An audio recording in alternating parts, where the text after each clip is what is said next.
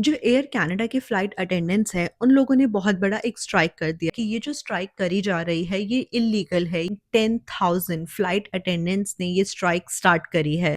This is unfair. Canada की government ने जो एम्प्लॉयज है उनका साथ नहीं दिया इसमें कि you should just go and return to your work. Government के ऑर्डर देने के बाद भी जो एयर कनाडा का यूनियन है, उन लोगों का कहना ये है कि ये इलीगल स्ट्राइक नहीं है। 5 लाख पैसेंजर्स स्टक हो गए हैं।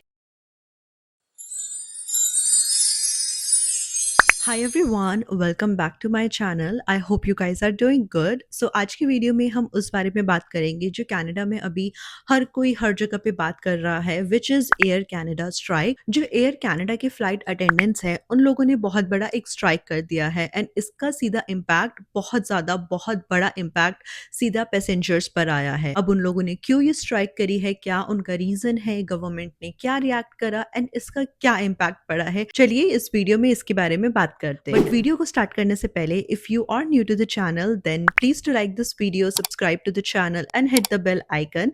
एंड अब टाइम को वेस्ट ना करते हुए फाइनली इस वीडियो को स्टार्ट करते हैं। 16 अगस्त 2025 को एयर कनाडा के मोर देन 10,000 फ्लाइट अटेंडेंट्स ने ये स्ट्राइक स्टार्ट करी है एंड ये फर्स्ट टाइम लास्ट 40 इयर्स में किसी भी एयरलाइंस में इतना बड़ा स्ट्राइक देखा गया है। इसका जो इम्पैक्ट है वो more than thousands of passengers पर पड़ा है, क्योंकि जो फ्लाइट्स है वो डिले हो गई है। पैसेंजर्स बहुत ज्यादा एयरपोर्ट पर स्टक हो गए हैं। बात करते हैं कि ये इतना बड़ा स्ट्राइक क्यों करा गया है जिससे इतने ज्यादा पैसेंजर्स सब लोग परेशान हो रहे हैं।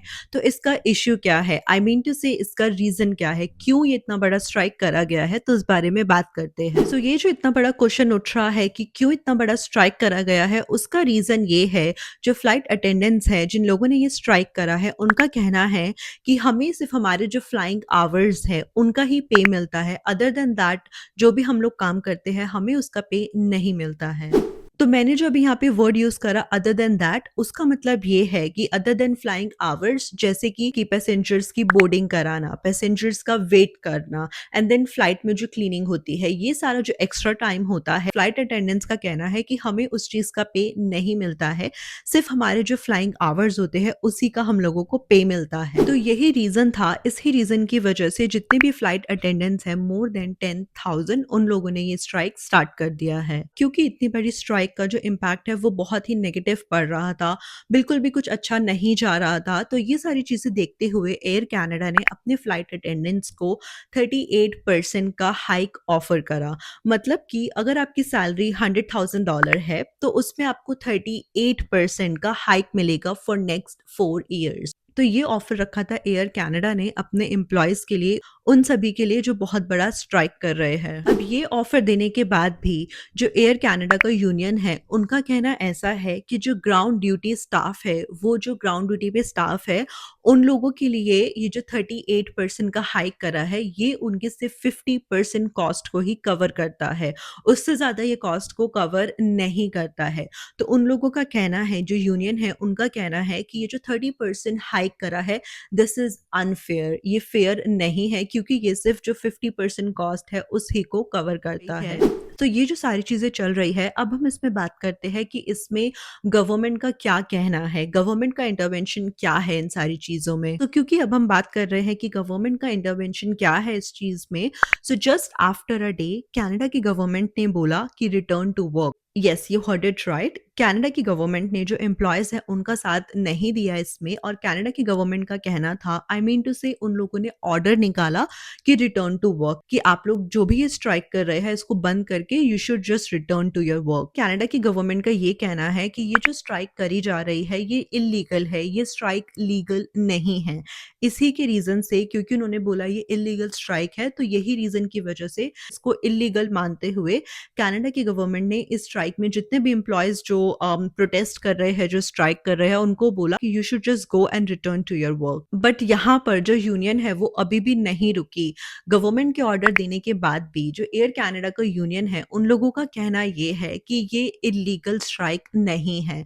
बट अगर गवर्नमेंट का ऐसा कहना है कि ये जो स्ट्राइक है वो इलीगल है, then that's fine, will go to the jail, but बिना फेयर डील के हम लोग काम पर वापसी नहीं जाने वाले हैं। तो ये उनका कहना था। उन लोगों ने उनके ऑर्डर को डिसमिस कर दिया, गवर्नमेंट के ऑर्डर को, और बोला कि हम लोग काम पर नहीं जाएंगे जब तक हमें एक फेयर डील नहीं मिल जाती है। You can see we're not back at work. What's right? And what's right is no longer allowing unpaid work to fly.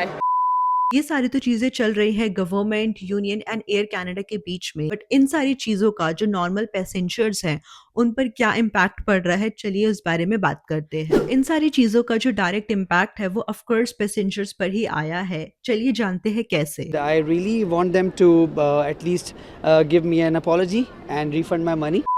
तो इतनी बड़ी स्ट्राइक के बाद ये देखा जा रहा है कि पूरे वर्ल्ड वाइड में इस स्ट्राइक की वजह से 500,000, yes you heard it right, 5 lakh passengers stuck हो गए हैं एयरपोर्ट पर ही, क्योंकि बहुत ज़्यादा फ्लाइट्स कैंसिल हो रही है, रीबुकिंग हो रही है, डिले हो रही है एंड बहुत ज़्यादा रीबुकिंग के इश्यूज आ रहे हैं। जो होटल्स है उसमें भी एक्स्ट्रा पे करना पड़ रहा है, तो ये बहुत बड़ा इम्पैक्ट पड़ रहा है जो पैसेंजर्स है उन पर। एंड ऑफ कोर्स जो एयरलाइंस है, ये जो सारा एक्स्ट्रा खर्चा होता है पैसेंजर का, दे वॉन्ट पे इट, वो लोग इस सारे खर्चे को कवर नहीं करते हैं, जैसे कि होटल की बुकिंग हो गई, रीबुकिंग चार्जेस हो गए, ये सारी चीजें मोस्टली एयरलाइंस जो है वो कवर नहीं करती हैं। इस स्ट्राइक की वजह से कुछ पैसेंजर्स को रिफंड तो मिला, लेकिन कुछ पैसेंजर्स को तो सिर्फ जो क्रेडिट्स होते हैं वही मिले, एंड क्रेडिट्स यानी कि ट्रैवल क्रेडिट्स। अब हम बात करते हैं कि ये सारी चीजें देखते हुए क्या फाइनल डील हुई एंड क्या इन सारी चीजों का जो सॉल्यूशन है वो निकल के आया है। 19 अगस्त 2025 को एक मीडिएटर के थ्रू एक एग्रीमेंट साइन हुआ है, एंड उस एग्रीमेंट में यही है कि जो ग्राउंड ड्यूटी स्टाफ है, ऑफ कोर्स वो लोगों को अनपेड नहीं रखा जाएगा जो भी वो एक्स्ट्रा काम करते हैं, एंड सारे स्टाफ को equal compensation, not equal but जितना उनका काम वो लोग एक्स्ट्रा कर रहे हैं उसके अकॉर्डिंगली उनको कंपनसेशन मिलेगा। एंड क्योंकि inflation and cost of living बहुत ज्यादा बढ़ रही है कनाडा में, एंड अभी ये जो स्ट्राइक हुआ है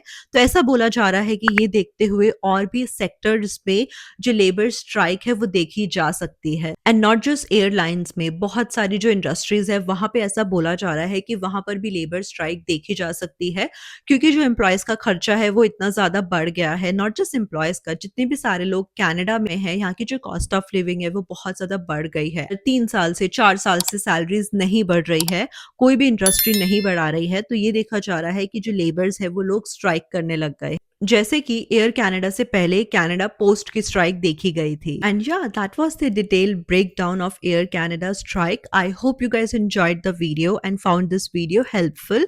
If yes, then please to like this video, subscribe to the channel and hit the bell icon. I will see you in my next video. Till then, bye.